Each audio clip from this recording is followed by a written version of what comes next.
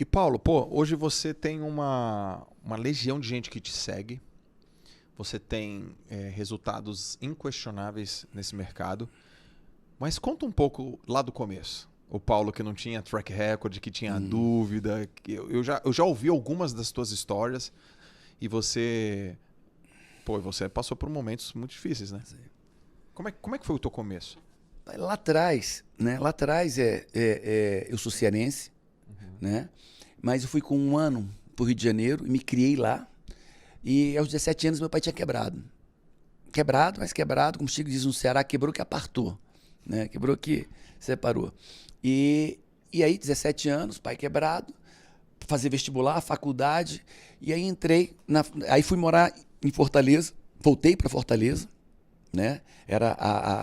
Minha mãe era de Fortaleza, tinha familiares em Fortaleza. Então, eu cheguei em Fortaleza e fui fazer faculdade. E dos 17 anos aos 30 anos, aí, meu amigo, a peia foi grande. 17 aos 30. Você tá falando aí de 13 anos. 13 anos. 13 anos de muita dor. 13 anos de um casamento que fracassado, 13 anos de muitos baixos e poucos médios, né? Porque não dá nem altos e baixos, era muito baixo e O que médio. que você fazia? Cara, Trabalhava com o quê? eu fazia faculdade. Só que Tá, a faculdade que eu fazia no início é de manhã, tarde e de noite. Então eu não tá, conseguia trabalhar. E não tá. tinha dinheiro nem para o ônibus. Não tinha dinheiro para me alimentar. Na época, se fazia cópia dos livros, né? Era institucionalizado a pirataria. E eu não tinha dinheiro para fazer as cópias dos livros. Sim. E aí o que eu fazia? Eu saía de casa cedo, para ir para a faculdade, eu saía mais cedo e ia comprando sola de sapateiro, borracha, cola, né? Para fazer cinto de musculação. Aí eu passava, comprava no centro, e aí pegava 3 ônibus, 4. Tá. Aí depois pegava, deixava nos sapateiros, para eles cortarem a sola, para cortarem as borrachas, as fivelas, os arrebites e montarem os cintos. Aí deixava em outro canto para fazer uma serigrafia, e quando eu voltava da faculdade, eu saía recolhendo tudo isso. Sim. Então minha vida foi, eu fiz a faculdade dentro de ônibus, indo, deixando material, aí depois voltava pegando material, chegava em casa, estudava no ônibus, porque eu não tinha outro momento para estudar, e aí dentro do ônibus, estudava ali dentro do ônibus, e quando chegava em casa, voltava na bicicleta e ia vender nas academias. E aí passava a noite vendendo nas academias, voltava 11 horas, a última academia fechava, eu estava lá vendendo cinto de musculação. E aí eu comecei a ter Que o cinto? dia. Aqueles do põe na cintura? Aquele cinto para Sim. dar suporte à Tá. lombar, né? E aí eu comecei a me sustentar. Eu já tinha dinheiro para comprar os livros, eu tinha dinheiro para o ônibus, eu tinha dinheiro para lanchar. Supostamente meus pais me mantinham, mas nem todo mês tinha, e na verdade era muito confuso isso. Meus pais estavam passando por problemas muito difíceis também, né? E aí começou, e daqui a pouco isso na casa da minha avó. Aí eu comprei aquelas máquinas bem velhinhas de costura, sabe? Sim. E Aquela que o pezinho assim? Aí botava um motorzinho atrás e eu comecei a fazer colchonete de musculação para vender nas academias. E aí daqui a pouco agora eu botava os cintos, né? E botava 2, 3 colchonetes. E meu quarto já era uma oficinazinha que eu fazia ali de madrugada, ia fazendo. E assim eu passei anos, né? Sobrevivendo dessa maneira. Você fazia faculdade de quê? Engenharia. Engenharia. É. E aí, e foi. Aí depois eu queria crescer, né? E esse dinheiro não dava pra muita coisa. E aí eu comecei a vender sunga na praia. Eu tinha 7 dias, só estava trabalhando 5, 6. Sim. Então o 7º dia era na praia. Eu faccionava as sungas de praia e ia vendendo. E botava na bicicleta e ia pra praia e ficava vendendo na praia. Sim. Aproveitava, jogava frescobol. Não Aham. tinha orgulho, amigo. Aí parava um pouco, jogava frescobol com os amigos e vendia mais ali. Aí um amigo vendia para o outro amigo e assim foi. Sim. E aí casei. O meu primeiro casamento foi um caos. Um caos. E né, não estou culpando ela absolutamente nada, zero. Sim. Né? Mas os problemas financeiros, as minhas debilidades emocionais, né, as dela também, porque um débil se relaciona com outro débil. Não dá pra um débil se relacionar com Não, uma pessoa que nem não rola.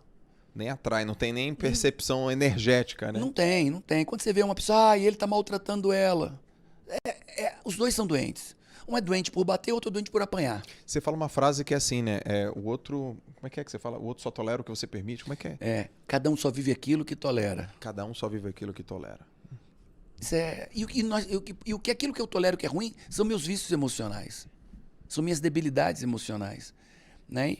E aí foi até que ela me deixou, né? Até que ela me deixou, e aí muita dor, muito sofrimento. Entreguei nessa época tinha um negócio, entreguei a loja inteira para ela, para essa primeira esposa, né? Eu com muitos problemas financeiros e ela no meio, mas entreguei a loja inteira para ela, tá aqui a loja. 6 meses depois ela me devolve a loja, a chave. E a loja vazia. 6 meses depois eu recebo a loja, a chave da loja, sem nenhuma mercadoria, nada, nenhum imposto pago. Caraca. Não quero mais. E era a loja do quê? De colchonete, de roupa de musculação, Sim. de essas coisas de academia, Uhum. né? Mas foi, e aí, até que, aos 30 anos eu veio uma confluência. Eu sofri um acidente de carro, um poste caiu em cima do carro que eu estava de passageiro, né? Mas, assim, antes disso, muitas pessoas já sabem, eu cheguei a um ponto de casado, abrir a porta e ter arroz e ketchup. Arroz e ketchup na geladeira. Né? Época de chuva, a casa que a gente morava era alugada e subia, era um alagadiço atrás, e aí a água subia e eu tinha que quebrar o muro embaixo para a água passar, para o muro não estourar e levar tudo.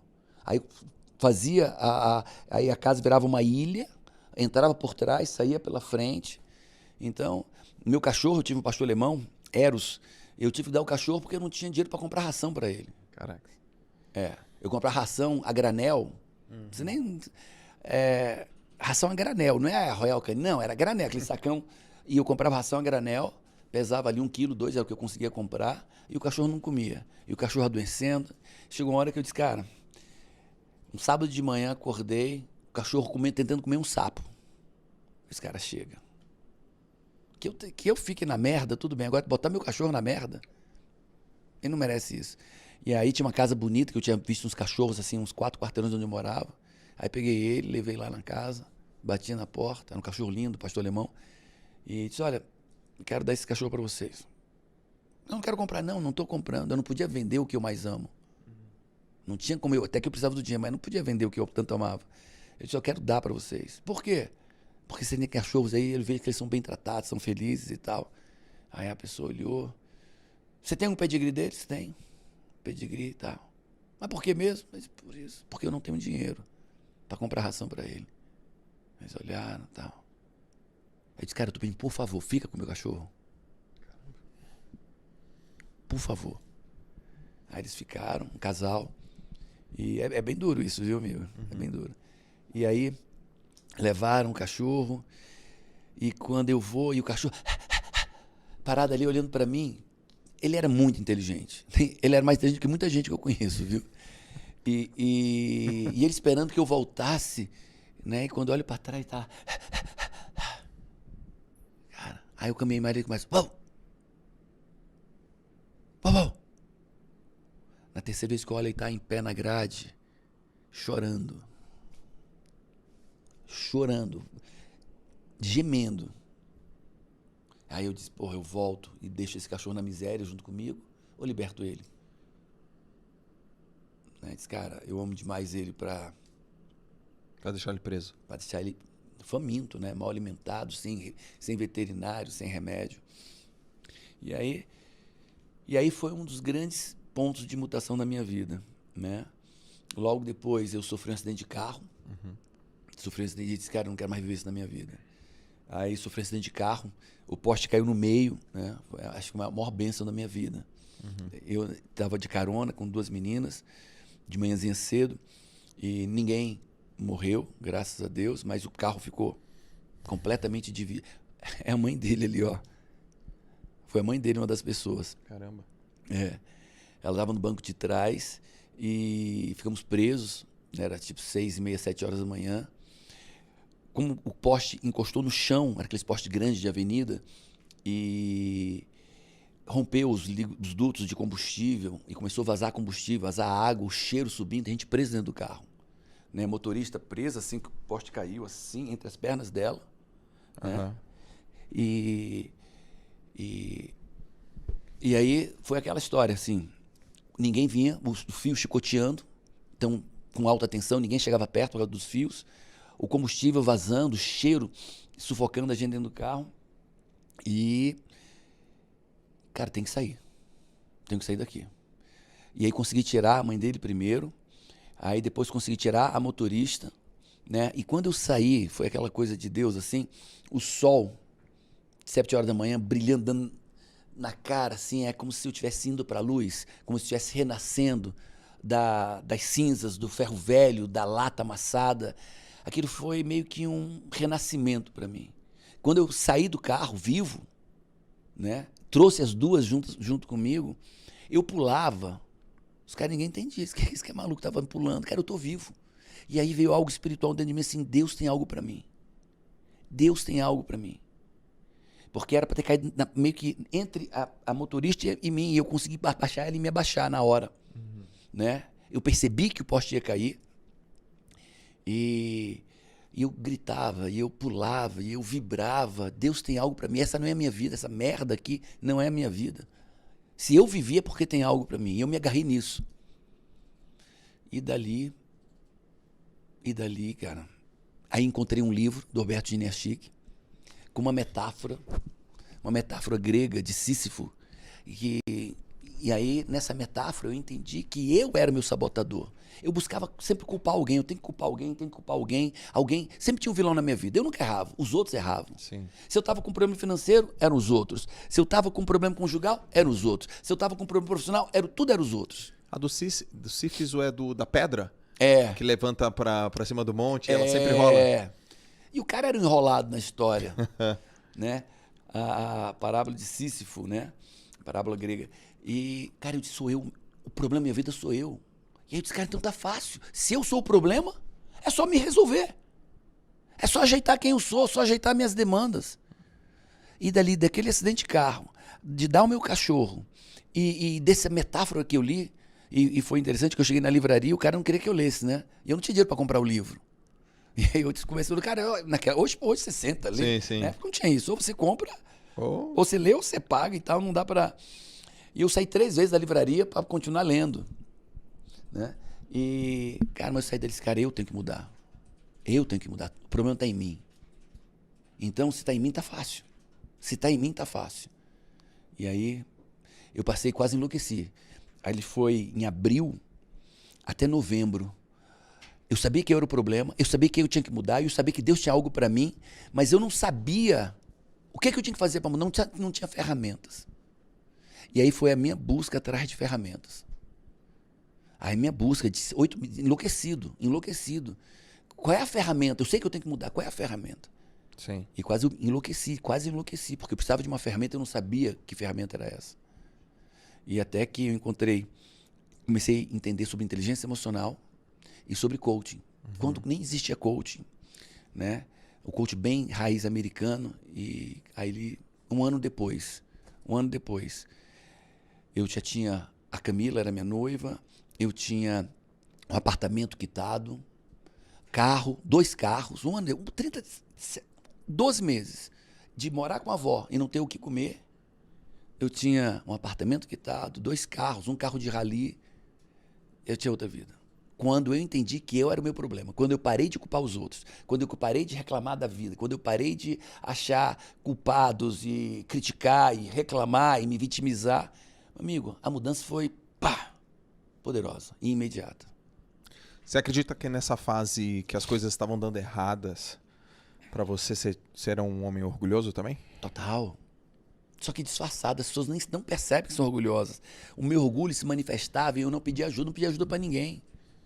Eu não pedi ajuda pra ninguém. Porque a pessoa confunde, né? Ser orgulhosa com ser forte, né? É. Não vou pedir ajuda, eu sou forte e tal. Mas ser forte é orgulhoso. Uhum. Quem é forte nesse mundo? Quem é forte Boa. nesse mundo? Né? E dessa minha fortaleza, por isso que eu apanhei, porque eu era tão forte, orgulhoso, Sim. que eu sofri por 13 anos. Eu podia ter sofrido 1 ano e pedir ajuda. Sim. E me humilhar, dizer, eu preciso de ajuda, tá tudo ruim, eu não sei fazer nada, eu vou estudar mais, eu vou buscar um conselheiro, um mentor, um curso, vou seguir o Joel J aqui para o cara me botar no rumo de uma disciplina que eu não tenho, de foco que eu não tenho. Não, eu continuava só lutando. E olha, lutei, viu, amigo? 7 dias por semana, 31 dias por mês e minha vida não saía do lugar. Então, teu ponto de virada, você acredita que foi quando você olhou pra dentro, não posso mais me vitimizar? Eu não tenho de que reclamar. Se eu não tenho mais de que reclamar, só quem tem que mudar sou eu. Deixa eu arrumar aqui dentro. Então deixa eu arrumar aqui dentro. E até hoje eu tô nessa busca de arrumar aqui dentro. Ah, que legal isso. Até hoje eu tô nessa busca. O que é que eu preciso melhorar em mim? Qual é o orgulho que eu preciso moer? Eu falo de moer o orgulho. Sim. Amigo, eu nunca vi ninguém fracassar que não fosse por orgulho. Nunca. Eu nunca vi ninguém patinar na vida que não fosse por orgulho. Eu nunca vi um homem, uma mulher cair que não fosse por orgulho. Me traga qualquer pessoa que está passando por problemas. Eu preciso de 2 minutos, eu provo que é só orgulho. Me traga qualquer pessoa que caiu, eu provo que é orgulho. Dá uns exemplos assim de